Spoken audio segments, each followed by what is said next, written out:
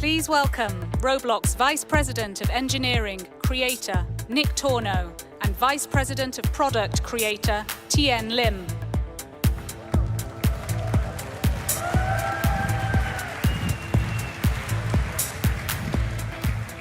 Hello, RDC. I'm Nick, and I lead engineering for the Creator Group. And I'm Tien. I lead product for the Creator Group.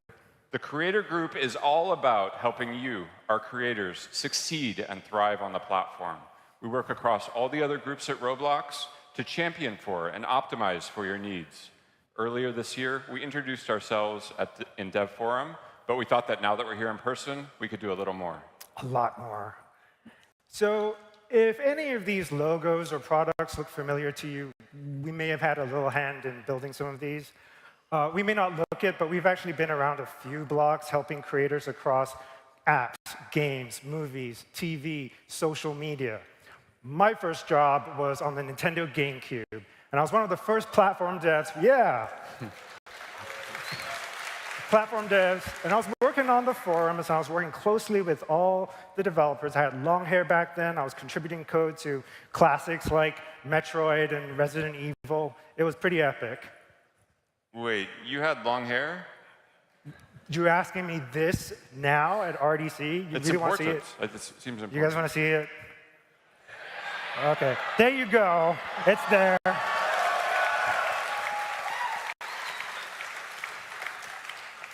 Very impressive, very handsome.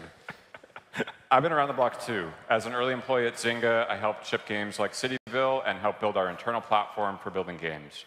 I've always been fascinated by the potential for technology to help connect people together. And at Twitter after that, I saw firsthand how technology can help people share their story and learn and grow together. But I think I can safely say that we've never quite encountered a community quite like you. You are also passionate, creative, vocal, yeah? But most importantly, and more than any other place that we've ever been, this is a real community. You can feel it in the air here at RDC, and it's this community that's going to power Roblox to achieve its vision. If we're going to connect 1 billion people with optimism and civility, it's only going to happen with your creativity and help. If we're going to connect 1 billion people with optimism and civility, it's only going to happen if we can model that aspiration right here in this room. And it's only going to happen if we enable you to enable anyone to create anything, anywhere. All right, we've decided to structure our talk today on a hierarchy of needs. It's based loosely on Maslow's hierarchy, but instead of air, water, food, and shelter, we're going to be talking about things that really matter to you. I think those things matter to them, too. No, that's a good point. Fair enough. Our creators' hierarchy of needs starts with the foundational things, like a platform that's secure, performant, stable, and reliable.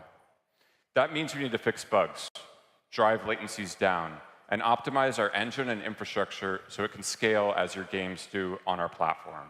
Next, it's about making sure that you can work the way you want to work. We're making our platform much more flexible, so you can work with your favorite tools. And we have some big news to share later on in this presentation.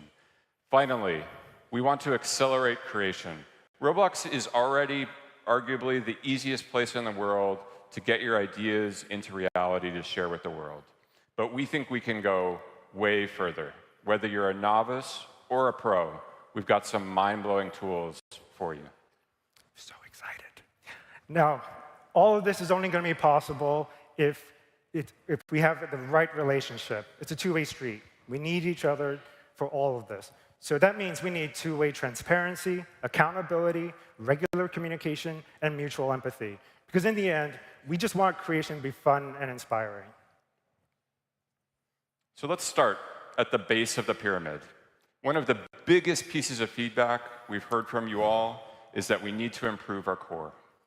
Now, we talk a lot about our amazing vision, but the reality is we actually probably spend most of our energy right here at the foundations of the platform. So let's start with the things that matter to you on a day-to-day basis, like bugs. So we've recently revamped our dev forum bug process. So every bug you file now has an owner. In April of this year, only 45% of bugs had an owner, but now 98% of them do. Now, it doesn't mean that they're all going to get fixed, but at least you know someone's looking at it, and you have a much higher chance of seeing some clearer resolution.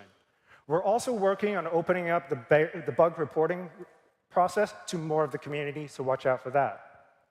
The broader theme here is we want you to be able to enter and stay in a flow state as you're using Studio and our tool chain. Bugs are part of that, but we've also started tracking a new stat called uninterrupted Studio session time. Last year, this was a measly 30 hours, and now we're up to 80 hours. This means you can work for weeks at a time without experiencing a crash in Studio. Thank you. This is stuff we don't talk about a lot because it's small. You know, it's a bunch of little things, but we spend a ton of energy here, and I'm glad that you're seeing it. We're also working on hangs. Another thing we've seen is that when your network is flaky at home, or maybe your computer goes to sleep and wakes back up, we had this kind of annoying reconnect flow. It's now the case that we'll auto-reconnect, and this can get you back into the creative mode immediately. We've been improving scripting latency. Scripting latency is down 22%. This means when you type a key, how long does it take to show up on the screen? That's the P50. And the P99 is down by more than 48%, and we're going to keep going. We've also added support for Apple Silicon. For those of you who use these devices, we're seeing much more stability and higher performance on those devices. We know there's a lot more to do on all of these fronts, and we want to continue to hear from you. Please let us know what's slowing you down.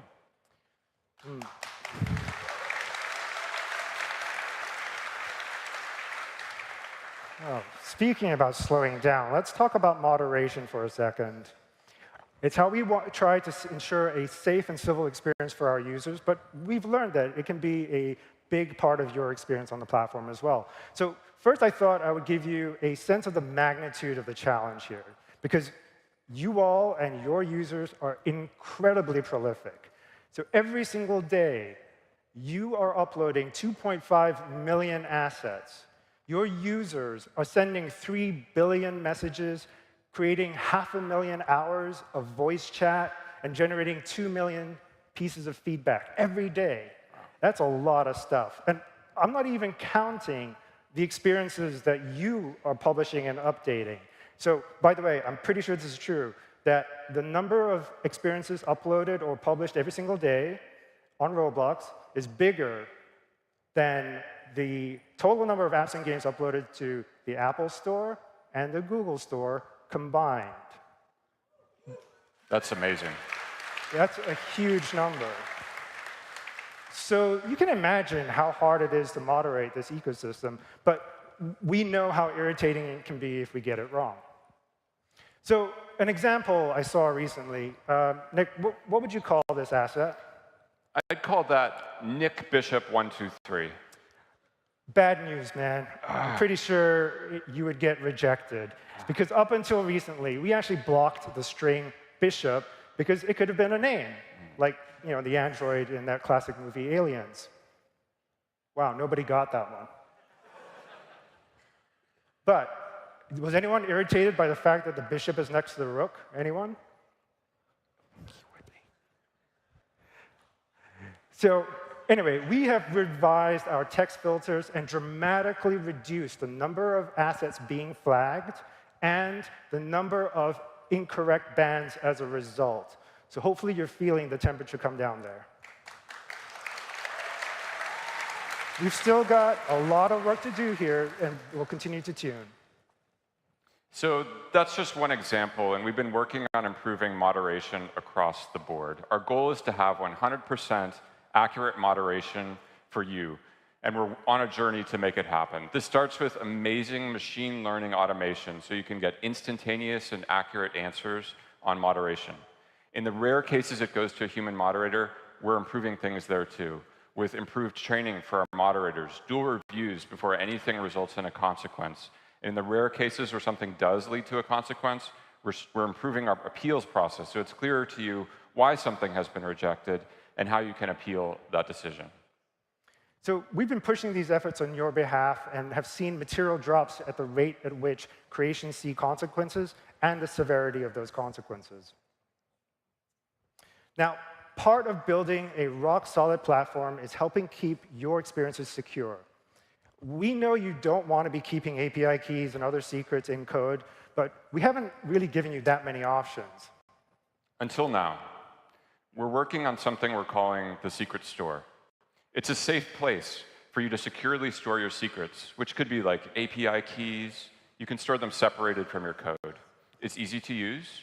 You set your secrets in Creator Hub or through our Open Cloud APIs, and then you can refer to them in code with a reference key.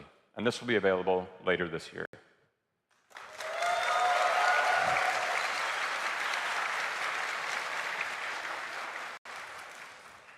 Quickly continuing on the theme of improving your quality of life, we recently rolled out the new Creator homepage.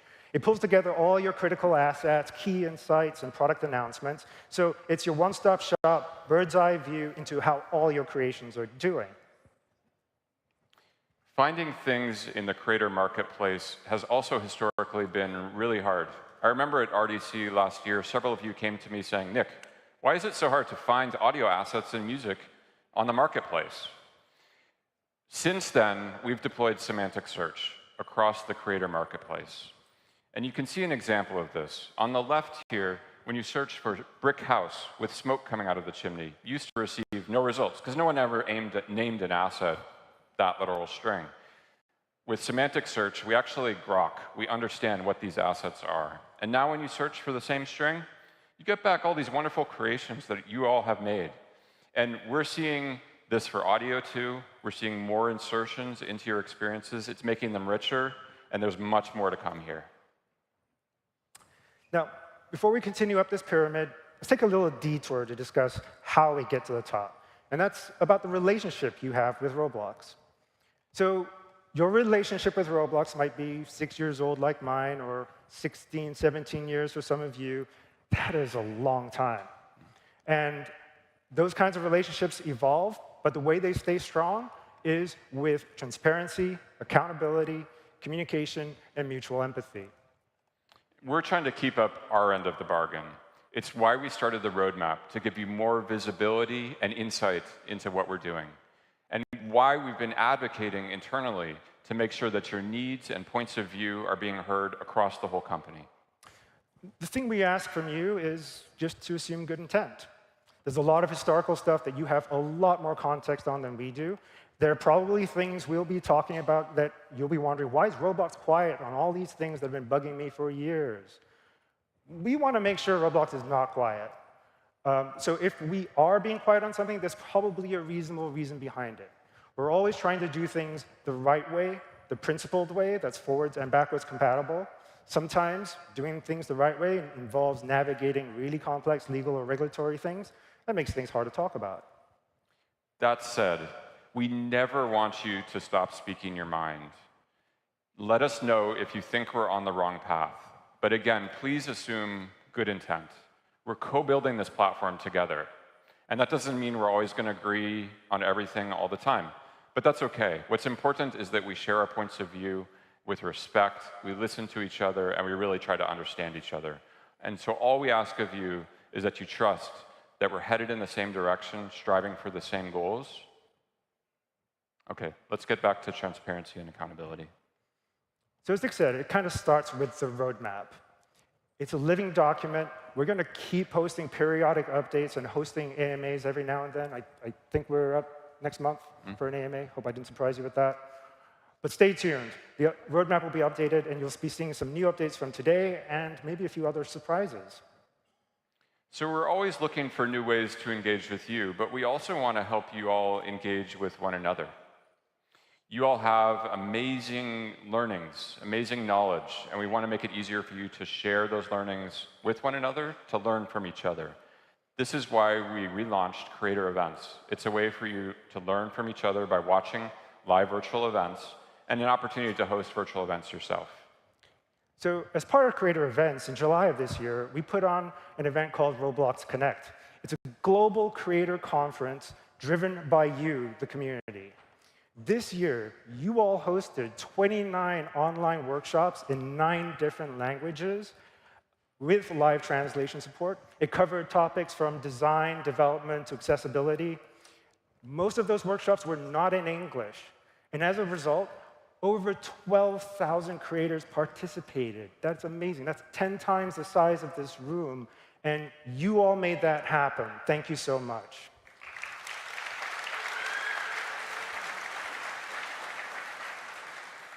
Tian, I just thought of something. Didn't we just name that video calling app Connect?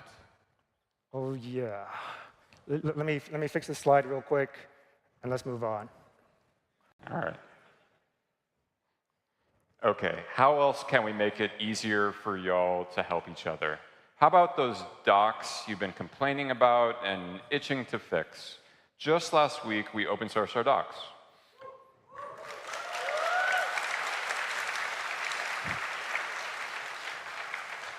All of our docs now have a little edit button. You tap it, and you enter into GitHub, and you can submit a pull request. This is a way for y'all to share tidbits of knowledge, gems of information you've picked up through the ROBLOX School of Hard Knocks. And over the first 24 hours of us open sourcing docs, we've seen over 50 pull requests come in. So thank you for those who have already been contributing, and please keep it coming. I actually took a quick look at those pull requests, and I was really impressed. It wasn't just the grammar police. There was actual, real, useful, helpful stuff in there. All due respect to the grammar police, I'm probably one of them. All right, let's get back to walking up this pyramid. One of the biggest pieces of feedback we've heard from you is that you want to work the way you want to. You want to use your favorite tools for the job, whether that's scripting, modeling, or avatar creation. We've got you covered. Now, about 3 months ago, we made it so anyone could make their own OAuth applications. This enables external websites and other pieces of software to log in with your ROBLOX identity. As of last week, we've seen more than 2,000 OAuth apps created for the platform. And now, some of you might be wondering why you might care. Well, let's talk about that. As many of you already know, GLTF has become one of the most popular 3D objects in the world. Back in June, we launched support for GLTF in Studio, particularly around meshes and PBR textures. And just earlier this week, we extended that support to rigged models, skinning, and animation. With these updates, you can now import pretty much anything on the planet into ROBLOX. You can populate your worlds with the most fantastic things you can imagine. We also know a lot of you like to use Blender to create your assets and to design items. So we recently launched an open-source Blender add-on where you can provide your ROBLOX credentials to Blender, and we'll be able to link your Blender meshes and models and update them automatically in Studio. And we open-source this because it's a pretty obvious use of OpenCloud, and we want you to surprise us with even more innovative applications. Now, Manuel already showed a slide of some of the wonderful avatars that you've been submitting, but Nick and I thought we should put our own version of that up there as well and pick some of our favorites. So I'm being honest. The snail just speaks to me. Thank you, whoever made that. And Nick, I'm pretty sure that teddy bear is your avatar? Yeah, I'm just a big teddy bear. That's me, on the inside. Anyways, we're super excited about what you're all going to make. I think I'd like to see, generally, a little more gender inclusion, some diversity, and some realistic avatars. Now, maybe that sounds weird coming from a snail and a teddy bear, but we switch things up quite a bit.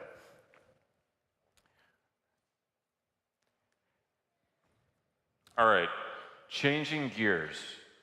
Do you all have any idea what the heck these icons on the screen mean? It means we're going to support experience ownership transfer.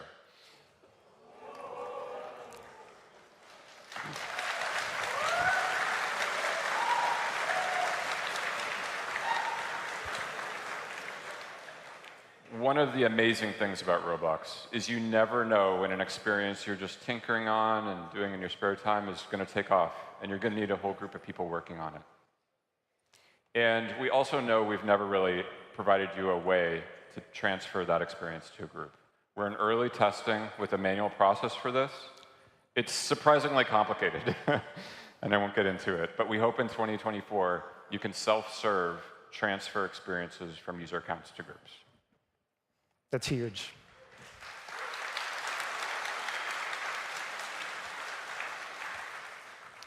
So we're also working to make it easier for you to collaborate in real time.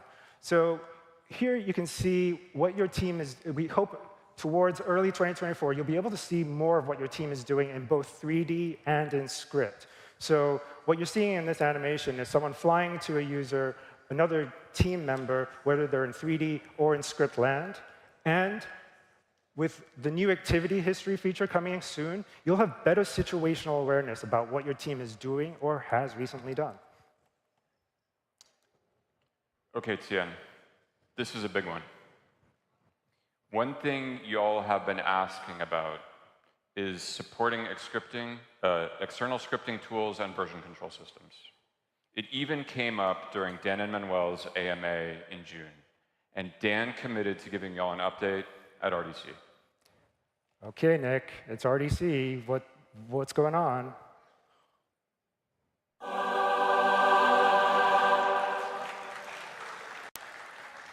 The moment has come.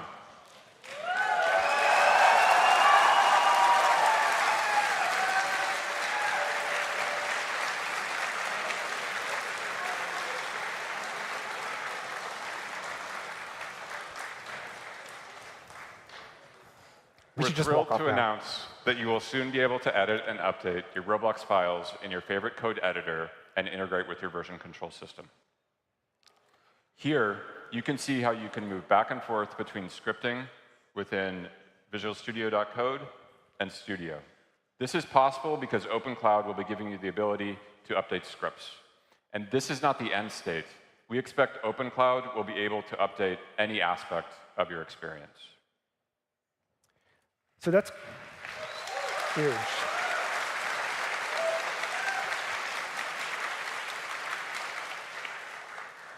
OpenCloud is going to open up a whole bunch of powerful use cases. Now, a really simple one that we thought of was updating what items you might be selling in an experiences shop by changing a few rows in the spreadsheet. So here's an example where I've got my measly 2 potions in my potion shop. And on the right, the creator is just updating rows in a Google Sheet, clicking Update, injecting the new script, and it shows up in the store.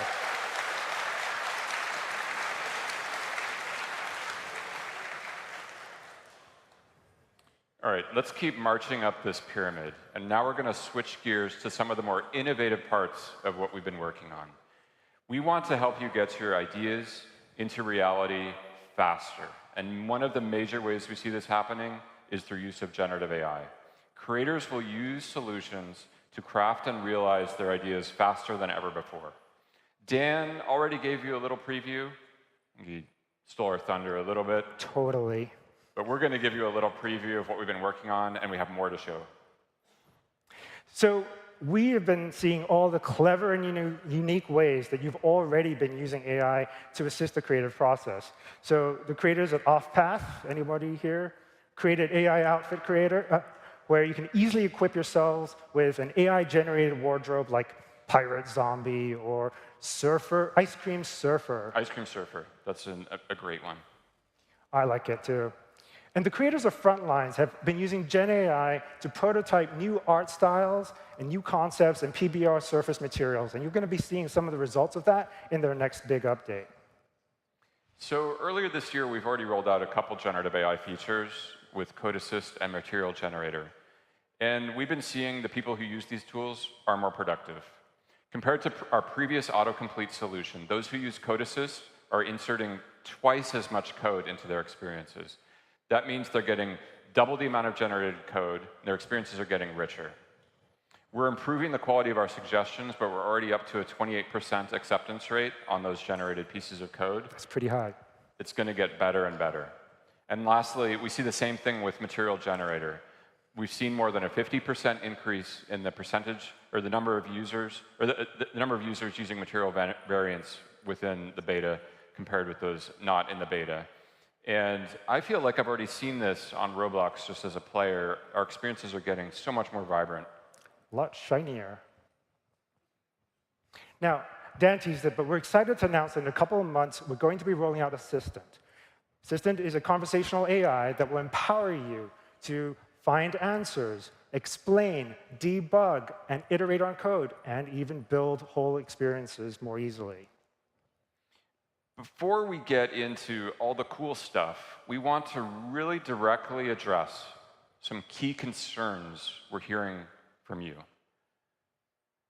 What data will we use to train our models? And will it be opt-in or opt-out by design? We want to be extremely clear. Roblox will not use any of your experience data without your permission.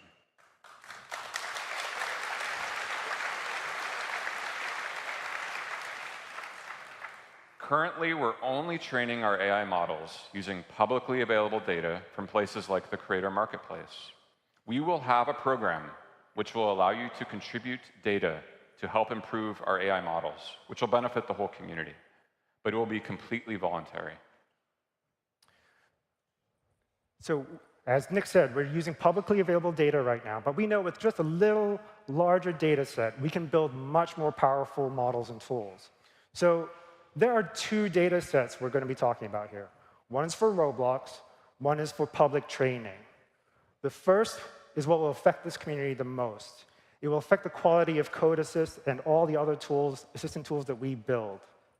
The second, the public, helps the entire world get better at answering Roblox coding questions or generating Roblox code. So you can imagine future generations of ChatGPT or Llama being trained on this data set and doing a much better job with Roblox. So we're rolling out a voluntary opt-in program that allows you to contribute some of your scripts to either one or both of these data sets. We're going to be sure to anonymize any sensitive information like API keys. And actually, our processing won't even take anything that looks remotely unique. We're mainly interested in code snippets that lots of people are actually using. So as a result, your secret sauce is always going to be safe. So again, this is completely voluntary. You can still use our AI tools, even if you don't participate. But if you do, you'll get access to the best models that we have. All right, we hope that's really clear to y'all. And there's documentation and details on all of this on our website that you can learn more. But now let's shift to what these models will actually get you. And let's talk about learning. Whether you're brand new to Roblox or a seasoned veteran, our vision is that Assistant will help you get to answers faster. Here we see an example of a creator looking to improve the retention on their experience. They ask the assistant, and they get back a detailed list of things to consider and maybe steps to take to improve retention. These results are tailored to that user based upon what they've asked for and based upon the situation they're in. So you used to work at Zynga. Is that a pretty good list there? I think it's something we would consider, yes. That's pretty good then. So we launched Code Assist back in March, but we were wondering, how else can we help? And the team thought, don't you just love reviewing someone else's code? Not yours. Yeah, but dude, I'm so out of practice. But luckily, now Assistant can do it for you. So here in this animation, what you're seeing is the creator going over to a script, wondering who wrote this and what does it do, highlighting the script and asking the assistant, please explain this to me. And what you see is the assistant quite verbosely explaining in plain English what the code does. And while it was at it, it discovered, hey, wait a second, there's probably a bug in here. Would you like me to fix it for you? It's not surprising. Ouch. Yeah. Kick me while I'm down. It's pretty cool.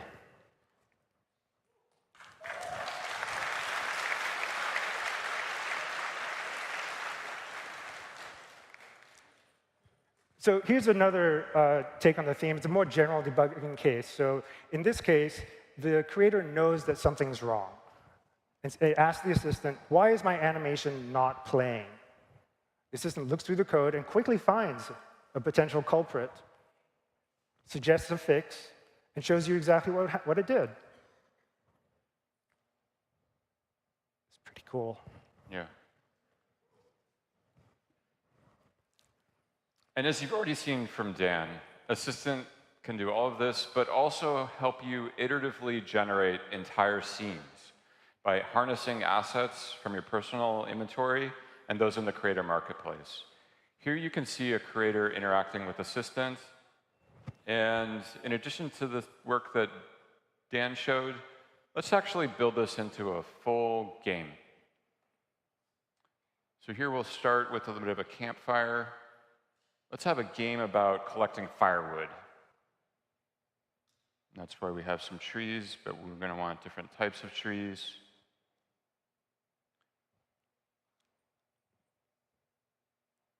All right, what else do we need for our game? I think we need an adversary, right? Every good game needs an enemy. And so I've got a pretty cool bear right here. Scary. Yeah, it's not so scary because it's untextured, right? But you all liked Material Generator. Just wait till you see what we've got next.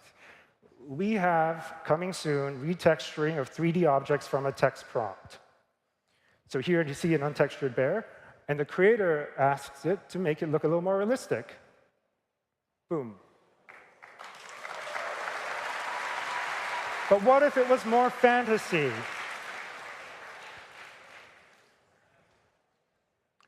How can I get some of that armor for my teddy bear avatar? Glad you asked, because that is a fantastic reason for you and everybody here to go to Steph's live demo tomorrow. We're actually going to be demoing this live. It's pretty amazing stuff. All right, but how about if you've already got an experience that's alive? How can Assistant help you? Well, we all know that you who are running live operations for your games, you got to keep it fresh. Keep people coming back. Let's see, it's September, October's coming up, Halloween. How about if we could add some Halloween theming to this experience we already have? Well, it needs to be a little scarier. That's pretty good. I think we need some props or something. How about, yeah, let's make it a graveyard. Cool. Jack-o'-lanterns. What else could we do? How about like a crypt?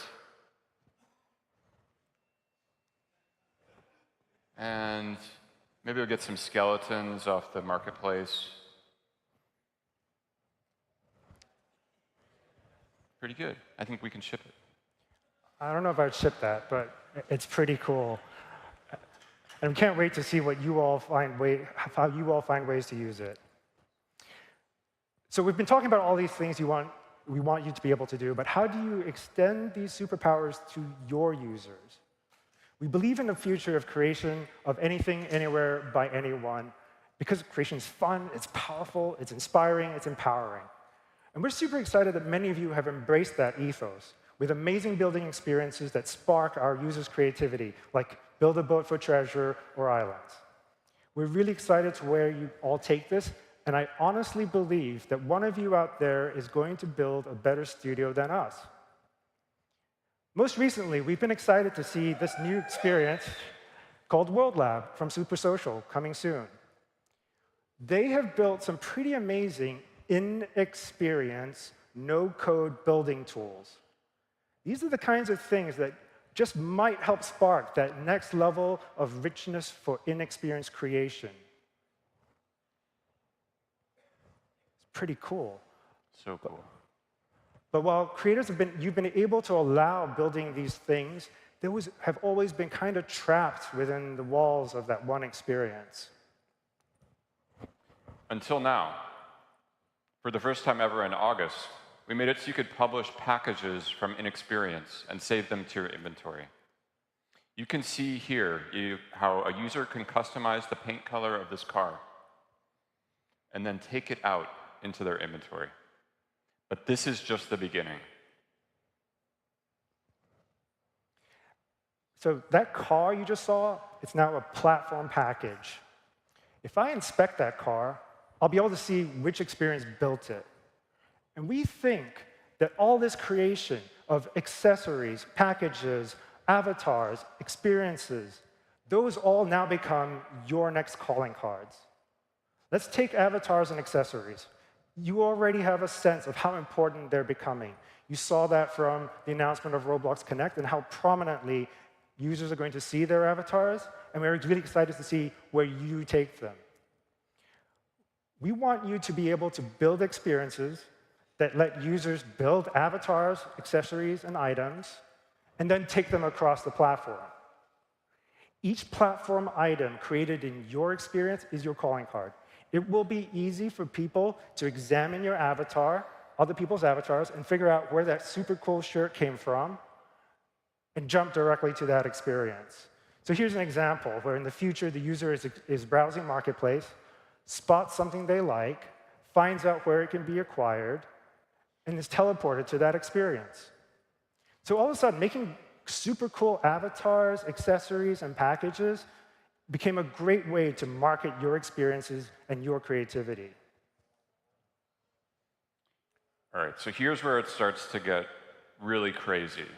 So to add to that mind-bending thought that Tien just shared, all of the APIs that we just discussed around our AI assistant will be available to users on the platform.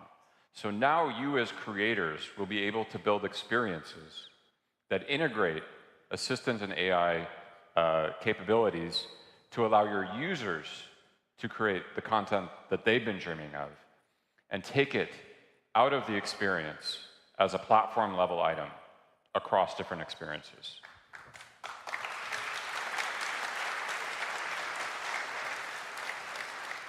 So we're really excited to see what you all do with this. And ultimately, the goal is to empower creation everywhere. You'll be able to take whatever you created in one experience to another experience. Imagine an experience where you design a fabric, and you take that fabric out. Imagine another experience where you bring your fabric in and you design a coat using that fabric. Now you take that coat out, and now you go to an experience that lets you build a shop. And in that shop, you can put all the coats and other things that you've built. And you can publish that as an experience. Now you're running your own store. You haven't even downloaded Studio. You're just using different experiences to build an entire experience. You can even imagine taking that experience of that shop and putting it into a mall or some sort of larger city. It's a crazy web of creation. We think you're all going to be building on these foundational capabilities and helping each other build, whether that's by making experiences that make other kinds of creation easy, or by providing cool plugins or packages on Creator Marketplace to empower other creators. And again, all of this creation, whether it's an avatar, an accessory, an experience, offers attribution back to the building experiences, creating more opportunities for you. So that's what we're doing. We're building this pyramid. It starts at the bottom with taking care of some basics of our core. Goes up to making our tools more flexible, so you can use the right tool for the job. And on top of that, there's this mind-blowing universe of possibility. We hope you have as much fun taking this platform in new and inspiring directions as we did in building it for you. We can't wait to see what you all come up with. Thanks for having us.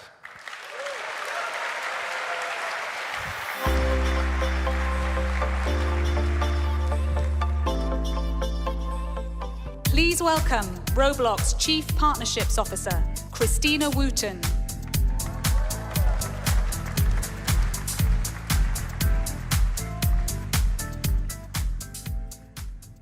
Wow, this is amazing. I just want to first acknowledge all of you. As I look around this room and I think about why we're all here today. I started working with Roblox over 10 years ago, and I've had the honor to meet and work with so many of you. And I have to tell you that I am constantly inspired by all of you. You are what makes Roblox, Roblox. We have the most amazing creator community in the world. Through your ideas, innovations, creativities, and perspectives, you are creating spaces for people to come together from all over the world, connect and communicate, and have fun while doing that.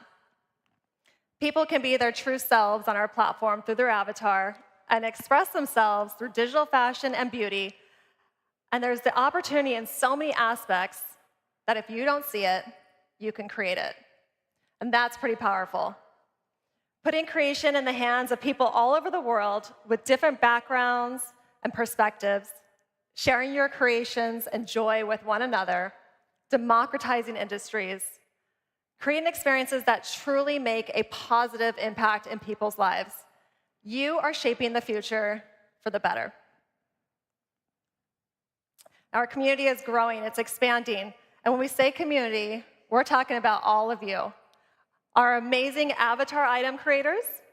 We have over 2.3 million avatar item creators.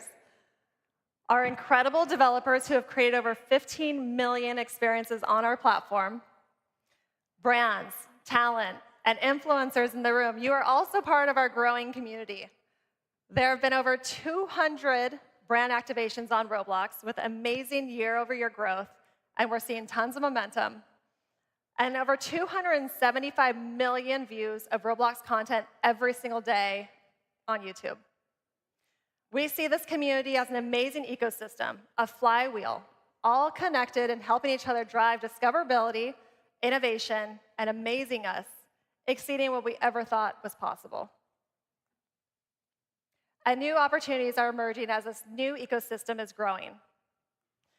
Many of you have been creating your own experiences on Roblox for years, some over a decade, and creating successful businesses by creating your own content. Roblox has also become a medium for brands to connect and engage with people all over the world, and they're creating experiences and avatar items with many of you here today. That brings us to this massive opportunity for both brands and creators to collaborate together. We're seeing more and more creators building experiences and businesses on our platform by creating for and with brands. Now, why is this such an exciting time and opportunity to collaborate? Things are changing, and how we connect online has evolved. 20 years ago, the web was born. We consumed media, we read lists, sent emails, and visited brands' websites. Then, through social media, we started connecting with each other, sharing personal content at scale with our subscribers and our followers, and they consumed content at any time. Then brands entered the conversation, and they added value and amplification. We are now seeing over 65 million people every single day coming to our platform and connecting and communicating together with their friends. So similar to when brands and artists were first thinking about creating their website and then their social media channel, this is a new medium for them to come together, connect with people all over the world. Only instead of reading individually, watching videos, or scrolling, Roblox offers an opportunity that is immersive and true